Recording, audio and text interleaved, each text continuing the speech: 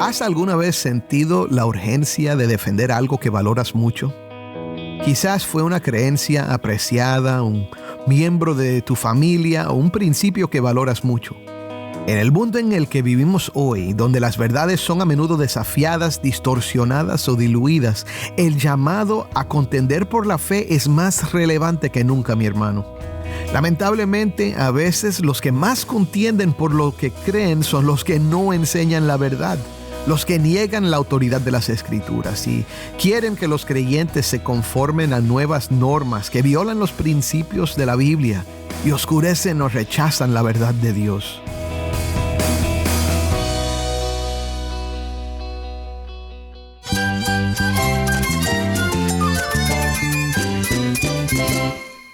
Jesús es nuestro Salvador, nuestro amigo. Cristo es mi guía. Cristo significa todo, pero en primer lugar mi Salvador, mi refugio en tiempos difíciles. Él es nuestra fortaleza. Es la salvación, es la vida eterna. Bueno, Cristo es vida. Él es suficiente. Él es el héroe de esta gran historia. Cristo para mí es mi todo. Es todo. Estás escuchando El Faro de Redención. Cristo desde toda la Biblia, para toda Cuba y para todo el mundo.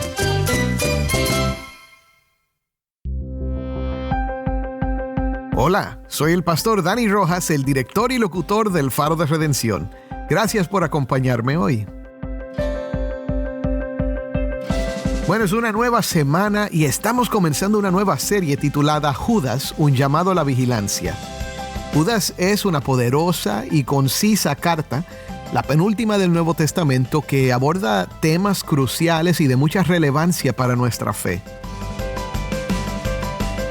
De hecho, es de mucha importancia recordar las advertencias de este breve libro de un solo capítulo. La cosa es que vivimos en tiempos en los que la verdad se ha diluido tanto en la sociedad como a veces en nuestros púlpitos. Y es importante saber cuál es la fe y el mensaje del Evangelio que proclamamos. Hoy vamos a comenzar con una introducción a la epístola de Judas y vamos a mirar juntos los primeros 4 versículos. Vamos a descubrir la identidad del autor, o sea, quién es Judas. Y veremos además el propósito de su carta y la importancia de contender por nuestra fe. La epístola no solo aborda algunos desafíos inmediatos que enfrentó la iglesia primitiva, sino que también presenta temas que tienen mucho que ver con nuestras vidas hoy como creyentes. Si tienes una Biblia, busca Judas 1 y quédate conmigo para ver a Cristo en su palabra.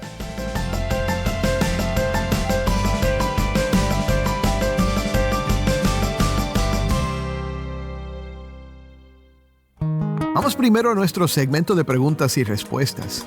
Cada lunes contestamos una pregunta que recibimos de nuestra audiencia y hoy tenemos una pregunta profunda que nos llegó por WhatsApp por nuestra hermana Rocío, que nos invita a reflexionar sobre el propósito de Dios al probar nuestros corazones. Aquí está la pregunta. ¿Por qué Dios prueba nuestros corazones si sabe lo que va a pasar?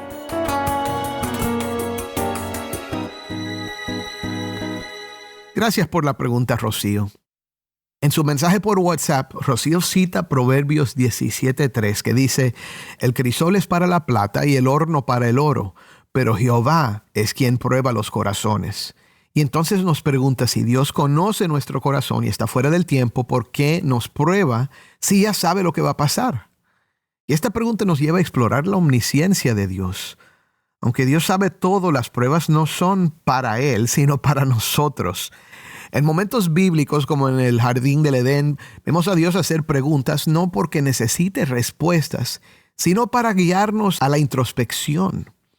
En 1 de Juan 3:20 se nos asegura que cuando nuestro corazón nos condena, Dios es mayor que nuestro corazón y conoce todas las cosas. Las pruebas son una expresión del amor de Dios. A menudo no somos conscientes de nuestras propias fallas. Sin embargo, al ser probados, tenemos la oportunidad de descubrir nuestra verdadera condición y acercarnos más a Él. A través de las pruebas, Dios busca transformar nuestros corazones y al hacerlo, nos confronta con nuestras vidas y nos llama al arrepentimiento. Me gustó mucho lo que comentó nuestro hermano Rubisney en WhatsApp. Comparte una perspectiva personal poderosa. Él desea que Dios pruebe su corazón porque, aunque Dios sabe cómo va a reaccionar, Él mismo no siempre lo sabe. Al enfrentar esas pruebas podemos ver nuestras iniquidades y en ese reconocimiento encontrar una invitación a regresar a la presencia del Padre, a meditar en su palabra y a crecer en la imagen de Cristo. Así que, ¿estás dispuesto a ser probado por Dios? Aunque pueda doler, los frutos de estas pruebas son eternos. Permítele a Dios probar tu corazón, porque en esos momentos de examen hallamos la oportunidad de crecer en pureza y santidad. Recuerda, cada prueba que enfrentamos tiene un propósito divino que nos lleva más cerca de Dios. Te invito a que busques la gloria de su nombre en cada circunstancia de tu vida. Ahora, quiero agradecer a Mauri, Uciel y a Rubisney por sus valiosas respuestas en WhatsApp que han enriquecido esta reflexión. Su perspectiva y comprensión de las Escrituras son un verdadero regalo para nuestra comunidad. El lunes que viene contestaremos otra pregunta, así que si tienes algo que quieres saber acerca de la Biblia, la teología o la vida cristiana, puedes enviar tu pregunta por Instagram, Facebook o nuestros canales de Telegram y WhatsApp. Y también por WhatsApp al número 1-909-237-8762. Otra vez, 1-909-237-8762. Grábala para que podamos oír la pregunta en tu voz. Y vamos ahora a nuestro estudio de hoy.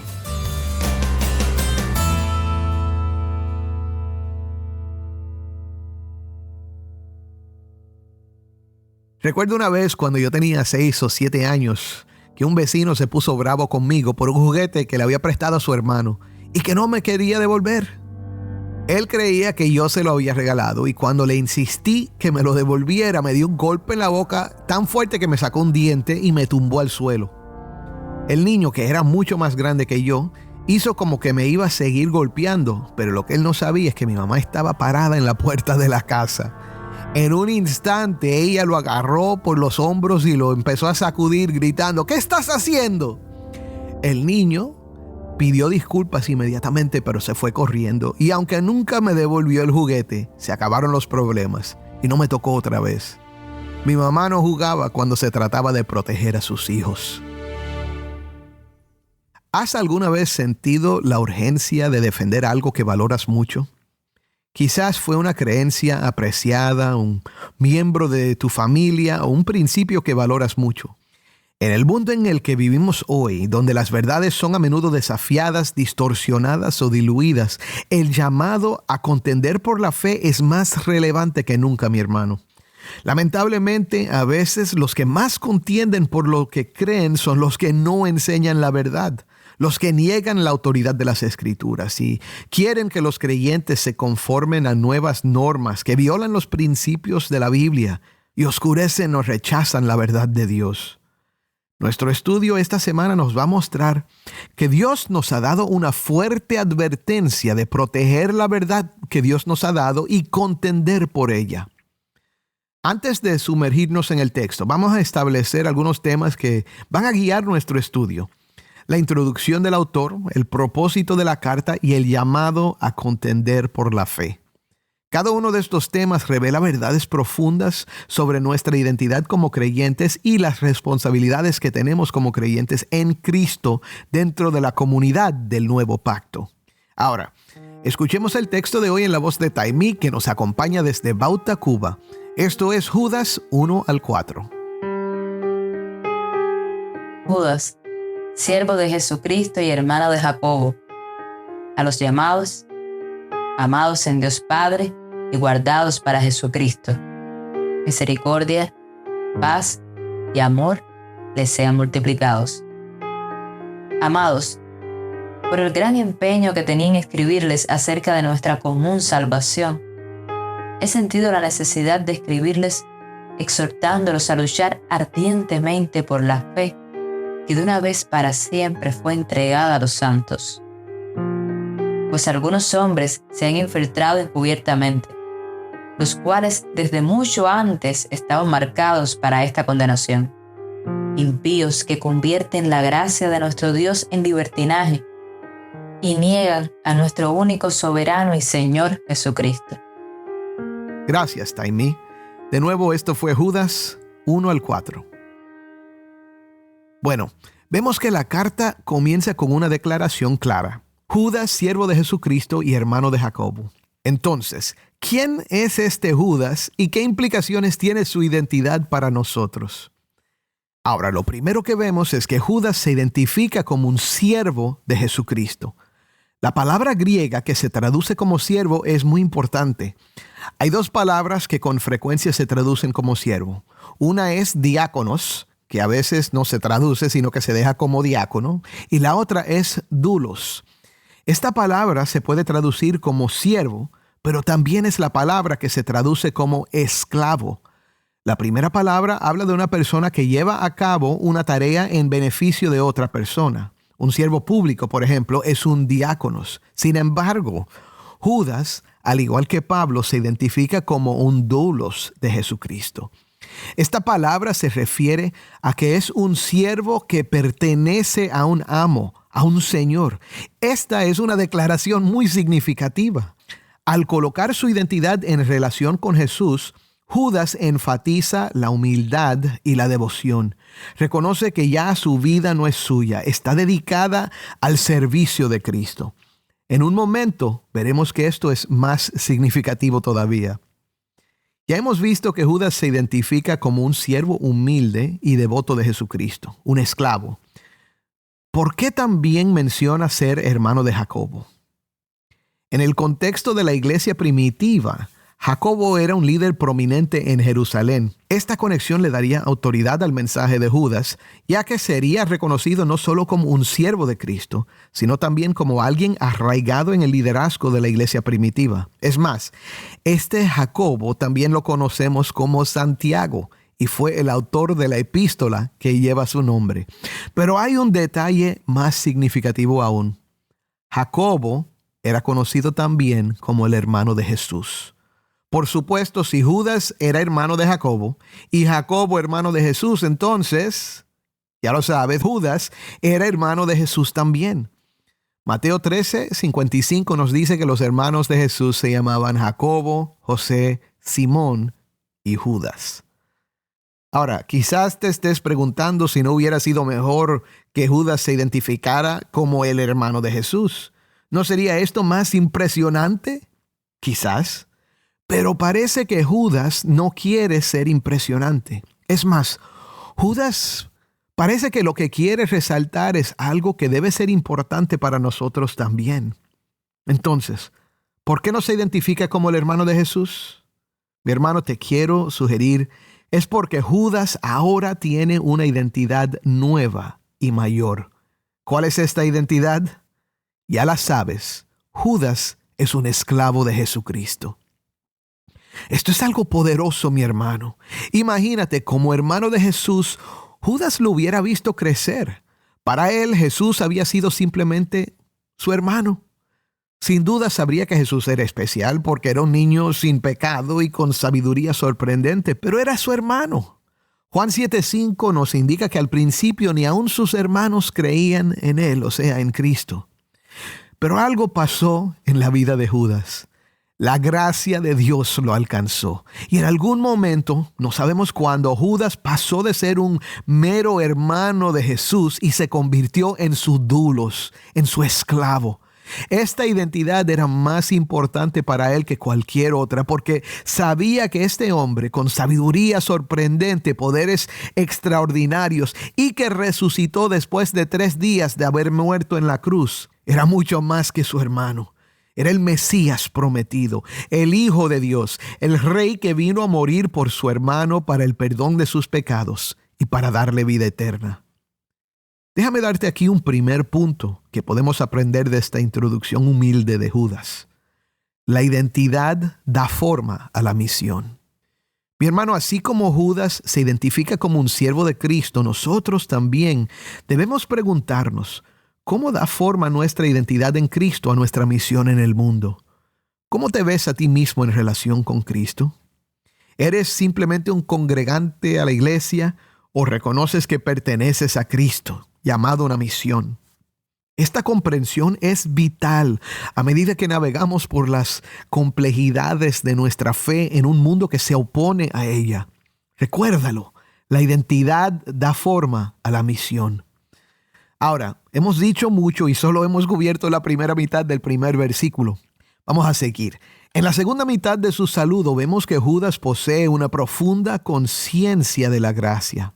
Dice: Judas, siervo de Jesucristo y hermano de Jacobo, a los llamados, amados en Dios Padre y guardados para Jesucristo. Misericordia, paz y amor les sean multiplicados. Este saludo encapsula la esencia de la vida cristiana. En todas sus epístolas, Pablo y Pedro incluyen en los saludos la frase gracia y paz.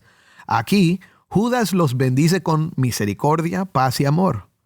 ¿Pero qué de la gracia? Pues Judas, sin usar la palabra, habla de la gracia cuando dice que son llamados, amados y guardados. Ahora, ¿qué significa ser llamado, amado y guardado? Buena pregunta. Estas tres palabras forman una tríada de gracia y son la base de nuestra identidad como creyentes. ¿Cómo nos llama Dios? Nos abre los ojos a la verdad, pero no nos llama en base a nuestros méritos, sino únicamente por su gracia. Y es el amor inmerecido y gratuito de Dios el Padre lo que nos asegura de nuestro valor y pertenencia en su familia. Y esa frase, guardados para Jesucristo, nos hace recordar la seguridad que tenemos en nuestra salvación debido a su gracia salvadora. Cuán reconfortante es saber que somos llamados, amados y guardados. Aquí rápidamente llegamos al segundo punto. La gracia transforma nuestras vidas. Mi hermano, esa gracia por la cual somos salvos no solo nos rescata de la ira de Dios, nos fortalece, nos sostiene. Escucha lo que Pablo le escribió a Timoteo.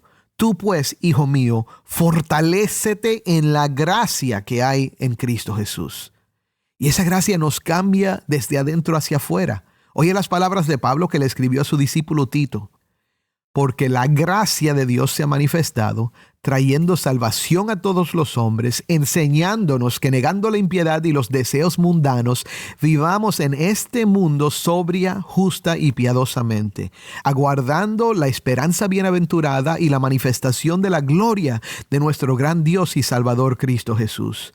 Él se dio por nosotros para redimirnos de toda iniquidad y purificar para sí un pueblo para posesión suya, celoso de buenas obras. Tremendo. A medida que consideramos las implicaciones de la gracia, debemos preguntarnos, ¿estamos reflejando el carácter de Cristo en nuestras vidas? ¿Estamos viviendo de una manera que demuestre el poder transformador de la gracia en nuestras vidas? En base a esta obra poderosa de la gracia, Judas va a confrontar un problema serio en la vida de los que recibieron su carta. Pero escucha, mi hermano, es para nosotros también. Ahora, después de este saludo y bendición, Judas rápidamente pasa al propósito de su carta, afirmando que a pesar de que pensaba escribirles acerca de la salvación común que tenían, se sintió obligado a escribir a los creyentes para exhortarles a luchar ardientemente por la fe que de una vez para siempre fue entregada a los santos. Eso es Judas 3. Ahí está su propósito. Pero, ¿qué significa luchar ardientemente por la fe y por qué es tan crucial? Esta frase es una sola palabra en el griego e implica una contienda o un combate. Judas no sugiere simplemente que aceptemos pasivamente nuestras creencias. En su lugar nos llama a defenderlas activamente. En un momento en que las enseñanzas falsas y el compromiso moral amenazaban la integridad del evangelio, la exhortación de Judas sirve como un recordatorio de la vigilancia que es necesaria en nuestra fe. Mi hermano, esto no ha cambiado. Cada generación de creyentes tiene el deber de vigilar y defender la verdad del evangelio. Los retos nos rodean. Algo que quiero que entiendas es que solo el evangelio de Jesucristo puede salvar. Cualquier otro mensaje, por más bonito, agradable o razonable que suene, no es el poder de Dios para la salvación de todo el que cree, como dice Romanos 1:16. Y por esto, déjame darte el tercer punto de nuestro estudio. La fe vale la pena defender. Mi hermano, si nuestra fe es verdaderamente el poder de Dios para la salvación de todo el que cree y el fundamento de nuestras vidas, ¿cómo podemos no defenderla contra la multitud de desafíos que enfrentamos?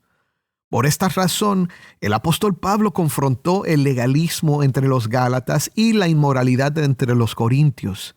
Y por esta razón, Judas escribe acerca de hombres que se habían infiltrado entre los creyentes, que eran impíos, que convierten la gracia de nuestro Dios en libertinaje y niegan a nuestro único soberano y Señor, Jesucristo. Judas, esclavo de Jesucristo, entendía algo que estos hombres no entendían. Sin duda, había quedado grabado en su memoria ese día en que María y los hermanos de Jesús, entre ellos Judas, fueron a verlo, pero se quedaron afuera de la casa esperando que él saliera a hablar con ellos. Y Marcos 3, 34 al 35 relata la respuesta de Jesús. Mirando a los que estaban sentados en círculo alrededor de él, dijo: Aquí están mi madre y mis hermanos, porque cualquiera que hace la voluntad de Dios, ese es mi hermano y hermana y madre. Tremendo. Al oír de estos hombres impíos y lo que estaban promoviendo y enseñando acerca de la fe cristiana y acerca de Jesús, Judas se lanza a la defensa de aquel que fue su hermano, pero que ahora es su Señor y soberano.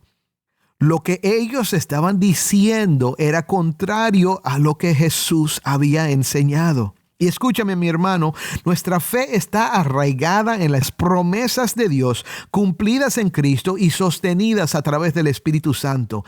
Esta fe no es solo una creencia personal que podemos ajustar a nuestra conveniencia.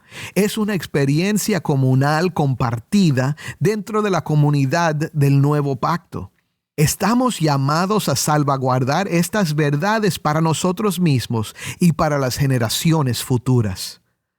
Ahora te pregunto, ¿estás preparado para mantenerte firme en tus convicciones, incluso cuando enfrentes oposición? Contender por la fe requiere no solo conocimiento y comprensión, requiere valentía.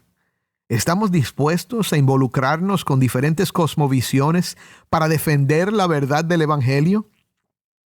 A medida que consideramos estas preguntas, debemos recordar que la fe que sostenemos no es simplemente un conjunto de creencias, es una relación viva con Dios a través del Cristo verdadero. Hoy hemos explorado la introducción y el propósito de la carta de Judas, descubriendo, como dijimos, la identidad del autor, las profundas implicaciones de la gracia para nuestra vida cristiana y la importancia de contender por la fe. Pero recuerda, la identidad da forma a la misión. Así como Judas se identifica como un esclavo de Cristo, debemos reconocer cómo nuestra identidad en Cristo informa nuestra misión. Segundo, la gracia transforma nuestras vidas. Comprender la gracia de Dios nos impulsa a vivir de una manera que refleje su carácter y su verdad. Y la fe vale la pena defender. Contender por la fe es esencial en un mundo que desafía nuestras creencias. A medida que continuamos nuestro estudio de Judas, llevemos estas verdades en nuestros corazones y mentes. Es mi deseo que seamos inspirados a contender por la fe que nos ha sido confiada y a encarnar la gracia que hemos recibido en todo lo que hacemos. En los próximos días vamos a explorar temas adicionales dentro de Judas, profundizando nuestra comprensión de lo que significa vivir fielmente en un mundo que a menudo se opone a la verdad. Pero déjame hablarle a una persona más. Si tú todavía eres como el joven Judas, que no creía en Jesús, ¿qué esperas? Cree en el Señor Jesús, el Señor que Judas amó y defendió. Él se entregó para reconciliarte con Dios a través de su vida, muerte y resurrección. Lo hizo por ti, por el perdón de tus pecados y para darte vida eterna. Puedes recibir esto hoy gratuitamente por medio de la fe. Créelo. Amén. Soy el pastor Dani Rojas y esto es el Faro de Redención.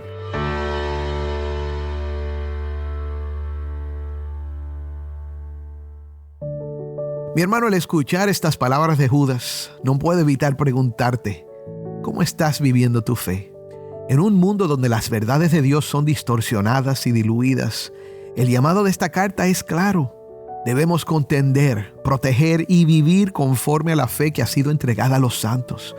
Pero esto no es una lucha en nuestras propias fuerzas, mi hermano. Es la gracia de Dios, esa misma que nos ha llamado, amado y guardado, la que nos sostiene.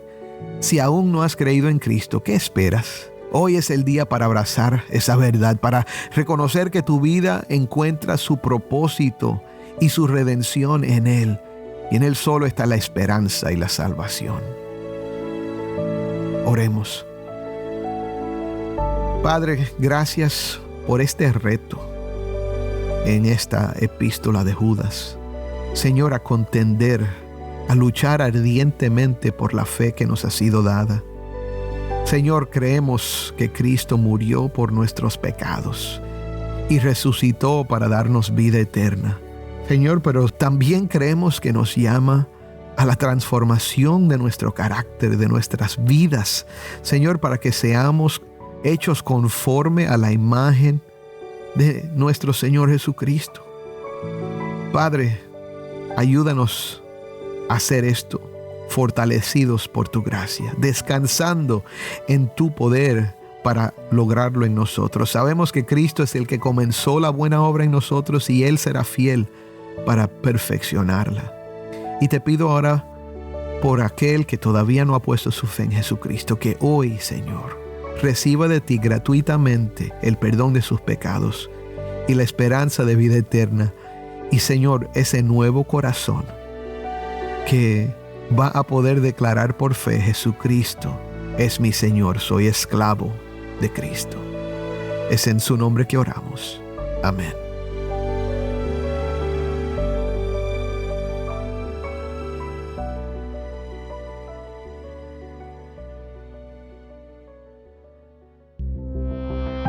Antes de despedirnos, quiero compartir una oportunidad especial contigo.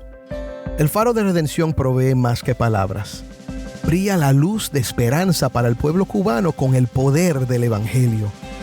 Al apoyarnos, estás desempeñando un papel crucial en llevar el mensaje de salvación a quienes necesitan el Evangelio. Tu colaboración nos permite llegar a más oídos, tocando vidas y teniendo un impacto duradero en una nación necesitada.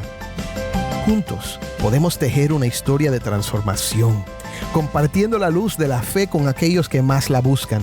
Visita nuestro sitio web, elfaroderedención.org, y conviértete en un socio de este viaje.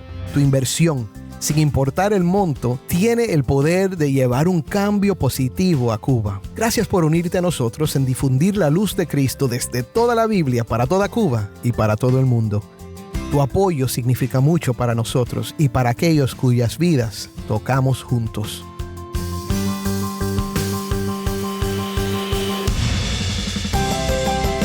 ¿Tienes una historia que contarnos sobre cómo el Faro de Redención está impactando tu vida? Mándanos un correo electrónico a ministerio@elfaroderedención.org. Y no olvides buscar el perfil del Faro de Redención en Facebook, Instagram y Twitter, donde encontrarás diariamente más recursos para animarte en tu fe.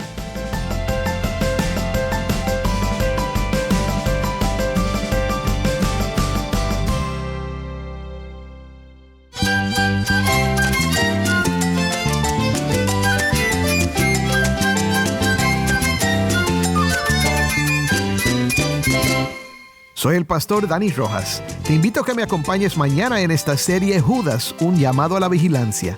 El Faro de Redención, Cristo desde toda la Biblia para toda Cuba y para todo el mundo.